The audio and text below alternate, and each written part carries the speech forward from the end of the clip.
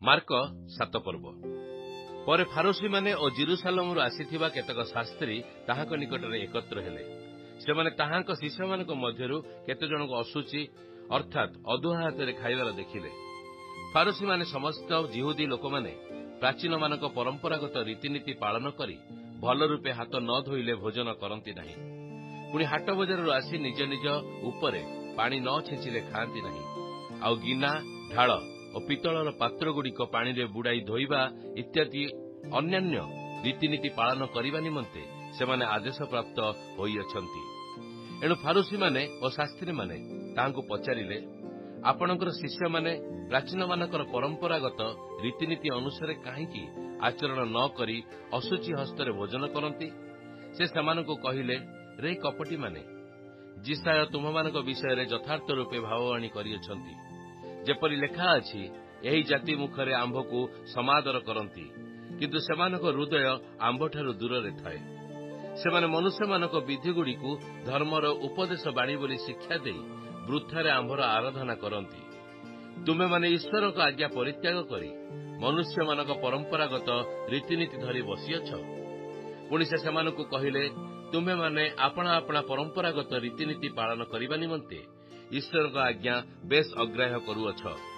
କାରଣ ମୋଶା କହିଅଛନ୍ତି, ଆପଣା ପିତାମାତାଙ୍କୁ ସମାଦର କର, ଆଉ ଯେ କେହି ପିତାମାତାଙ୍କୁ ଅଭିଶାପ ଦିଏ ସେ ନିଶ୍ଚୟ ପ୍ରାଣଦଣ୍ଡ ଭୋଗ କରିବ।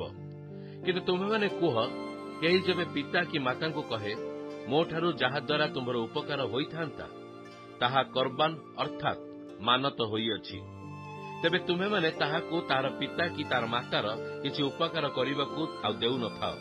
ଏହି ରୂପେ ତୁମେମାନେ ସ୍ୱପ୍ରଚଳିତ ପରମ୍ପରାଗତ ରୀତିନୀତି ଯୋଗୁଁ ଈଶ୍ୱରଙ୍କ ବାକ୍ୟ ବ୍ୟର୍ଥ କରୁଅଛ। ସେହି ପ୍ରକାର ଅନେକ କର୍ମ କରୁଅଛ। ସେ ପୁନର୍ବାର ଲୋକ ସମୂହକୁ ନିକଟକୁ ଡାକି ସେମାନଙ୍କୁ କହିଲେ, ତୁମେମାନେ ସମସ୍ତେ ମୋ କଥା ଶୁଣ ଓ ବୁଝ। ମନୁଷ୍ୟର ବାହାରେ ଏପରି କୌଣସି ବିଷୟ ନାହିଁ, ଯାହାକି ତାହାର ଭିତରେ ପ୍ରବେଶ କରି ତାହାକୁ ଅଶୁଚି କରିପାରେ। କିନ୍ତୁ ଯାହା ଯାହା ମନୁଷ୍ୟଠାରୁ ବାହାରେ, ସେହିସବୁ ତାହାକୁ ଅଶୁଚି କରେ। ଯଦି କାହାର ଶୁଣିବାକୁ କାନ ଅଛି, ସେ ଶୁଣୁ। ଆଉ ସେ ଲୋକ ସମୂହଠାରୁ ଗୃହ ମଧ୍ୟକୁ ଆସିଲା ଉତ୍ତାରେ ତାହାଙ୍କ ଶିଷ୍ୟମାନେ ତାହାଙ୍କୁ ଦୃଷ୍ଟାନ୍ତଟିର ଭାବ ପଚାରିବାକୁ ଲାଗିଲେ। ସେଥିରେ ସେ ସେମାନଙ୍କୁ କହିଲେ, ତୁମେମାନେ ମଧ୍ୟ କଣ ସେପରି ଅବୋଧ? ଯାହା କିଛି ବାହାରୁ ମନୁଷ୍ୟ ଭିତରେ ପ୍ରବେଶ କରେ ତାହାକୁ ଅଶୁଚି କରିପାରେ ନାହିଁ, କାରଣ ତାହା ହୃଦୟରେ ପ୍ରବେଶ କରେ ନାହିଁ, ମାତ୍ର ଉଦରରେ ପ୍ରବେଶ କରି ବାହ୍ୟ ସ୍ଥାନରେ ବହିର୍ଗତ ହୁଏ। ଓ ଏହି ପ୍ରକାର ସମସ୍ତ ଖାଦ୍ୟ ପରିଷ୍କୃତ ହୋଇଥାଏ। ଏହା କଣ ବୁଝୁନାହଁ?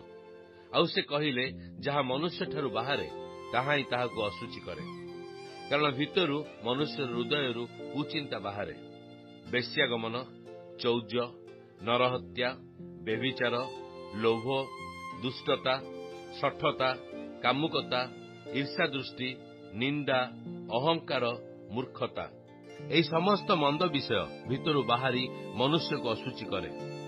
ଏଥିଉତ୍ତରେ ସେ ସେଠାରୁ ଉଠି ସୋରସୀମାକୁ ଗଲେ, ଆଉ ଗୋଟିଏ ଗୃହରେ ପ୍ରବେଶ କରି କେହି ଯେପରି ତାହା ନ ଜାଣେ ଏହା ଇଚ୍ଛା କରୁଥିଲେ, ମାତ୍ର ସେ ଗୁପ୍ତ ହୋଇ ରହିପାରିଲେ ନାହିଁ। ସେହିକ୍ଷଣି ଜଣେ ସ୍ତ୍ରୀ, ଯାହାର ଝିଅଟିକେ ଅଶୁଚି ଆତ୍ମା ଲାଗିଥିଲା, ସେ ତାହାଙ୍କ ବିଷୟ ଶୁଣି ତାହାଙ୍କ ଚରଣ ତଳେ ଆସି ପଡ଼ିଲା। ସେ ସୁର ଫେନିକିଆ ଜାତିର ଜଣେ ଗ୍ରୀକ୍ ସ୍ତ୍ରୀ ଲୋକ ଥିଲା। ତାହାର ଝିଅଠାରୁ ଭୂତ ଛଡ଼ାଇବା ନିମନ୍ତେ ସେ ତାହାକୁ ଅନୁରୋଧ କରିବାକୁ ଲାଗିଲା।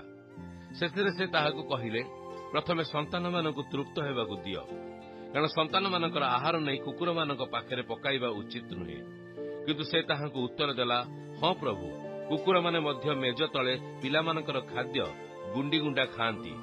ସେଥିରେ ସେ ତାହାକୁ କହିଲେ, ଏଇ କଥା ନିମନ୍ତେ ଯାଅ, ତୁମ ଝିଅଠାରୁ ଭୂତ ବାହାରିଗଲାଣି। ପୁଣି ସେ ଘରକୁ ଯାଇ ପିଲାଟି ଶେଯରେ ଶୋଇଥିବା ଓ ଭୂତ ବାହାରି ଯାଇଥିବାର ଦେଖିଲା। ପୁନର୍ବାର ସେ ସୋରସୀମାକୁ ପ୍ରସ୍ଥାନ କରି ସିଦୋନ ଓ ଦେକାପୋଲି ସୀମା ମଧ୍ୟ ଦେଇ ଗାଲିଲି ସମୁଦ୍ର ନିକଟକୁ ଆସିଲେ। ଆଉ ଜଣେ ଲୋକ କାଲ ଓ ଖନାକୁ ତାହାଙ୍କ ନିକଟକୁ ଆଣି ତାହା ଉପରେ ହାତ ଥୋଇବା ନିମନ୍ତେ ତାହାଙ୍କୁ ବିନତି କଲେ। ସେ ତାହାକୁ ଲୋକସମୂହ ମଧ୍ୟରୁ ଅନ୍ତର କରି ଏକାକୀ ଘେନି ଯାଇ ତାହାର ଦୁଇ କାନରେ ଆପଣା ଅଙ୍ଗୁଳି ଦେଲେ ଓ ଛେପ ପକାଇ ତାହାର ଜିଭକୁ ଛୁଇଁଲେ। ଆଉ ସ୍ୱର୍ଗ ଆଡ଼େ ଊର୍ଦ୍ଧ୍ୱଦୃଷ୍ଟି କରି ଦୀର୍ଘ ନିଶ୍ୱାସ ପକାଇ ତାହାକୁ କହିଲେ, ଇପ୍ପଥ ଅର୍ଥାତ୍ ଫିଟିଯା। ସେଥିରେ ତାହାର କର୍ଣ୍ଣ ଉନ୍ମୁକ୍ତ ହେଲା ଓ ଜିହ୍ବାର ବନ୍ଧନ ସେଇକ୍ଷଣି ଫିଟିଗଲା, ଆଉ ସେ ସ୍ପଷ୍ଟ ରୂପେ କଥା କହିବାକୁ ଲାଗିଲା। ପୁଣି ଏ ବିଷୟ କାହାରିକି ନ କହିବା ନିମନ୍ତେ ସେ ସେମାନଙ୍କୁ ଦୃଢ଼ ଆଜ୍ଞା ଦେଲେ। ମାତ୍ର ସେ ସେମାନଙ୍କୁ ଯେତେ ନିଷେଧ କଲେ, ସେମାନେ ସେତେ ଆହୁରି ଅଧିକ ତାହା ଘୋଷଣା କଲେ। ଆଉ ଲୋକମାନେ ଅତ୍ୟନ୍ତ ଆଶ୍ଚର୍ଯ୍ୟାନ୍ୱିତ ହୋଇ କହିଲେ, ସେ ସମସ୍ତ କର୍ମ ଉତ୍ତମ ରୂପେ କରିଅଛନ୍ତି। ସେ ବଧିରମାନଙ୍କୁ ଶୁଣିବା ଶକ୍ତି ଓ ମୂକମାନଙ୍କୁ କହିବା ଶକ୍ତି ସୁଦ୍ଧା ପ୍ରଦାନ କରନ୍ତି।